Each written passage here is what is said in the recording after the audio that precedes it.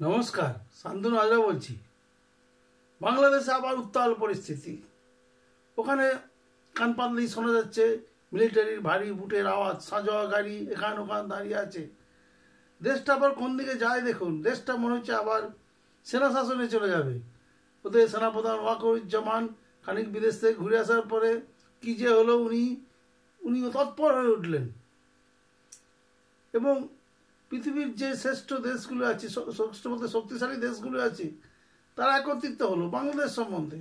কারণ বাংলাদেশ ফেলনা জিনিস নয়। বাংলাদেশে অনেক লড়াইয়ের ইতিহাস আছে, ছাত্র আন্দোলনের ইতিহাস বিভিন্ন দেশে দেশে পড়ানো হয়। বাংলাদেশে ভাষা আন্দোলন, বাংলাদেশের স্বাধীনতা আন্দোলন, বাংলাদেশের ব্রিটিশ বিরোধী আন্দোলন, এগুলো নোয়াখালী, চট্টগ্রাম, এগুলো সব আন্দোলনের শহর হয়ে আছে। সেই বাংলাদেশে ইউনিট সরকার এসে নির্বাচিত একটি সরকার, হতে পারে করাপ্টেড সরকার, তাদেরকে অবৈজ্ঞানিকভাবে ফেলে দিল এবং অসাংবিধানিকভাবে সেখানে কাজকর্ম করতে লাগলো। সেই জন্য গোটা বিশ্ব আবার বাংলাদেশের দিকে নজর দিয়েছে। বিশেষত তুলসী গাবার্ড এসে যে কয়েকটি প্রতিরক্ষার দপ্তরকে নিয়ে এখানে মিটিং সারলেন।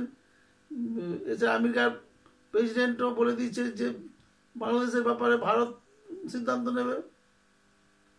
ঠিক এই মুহূর্তে যে অবস্থা, যা খবর আসছে সূত্র মারফত, বাংলাদেশে সেনাবাহিনীর তৎপরতায় শেখ হাসিনার কে ঢোকার সমস্ত রকম পরিকল্পনা চলছে এবং এই যে হাজার হাজার 50,000 আওয়ামী লীগ সদস্যকে জেলে ভরা আছে, এদের দ্রুত মুক্তির ব্যবস্থা করতে হবে।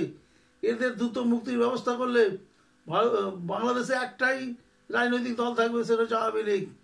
তার ধারে কাছে কোনো ওই সার্জিস ফার্জিস মাহফুজ আলম এরা থাকবে না।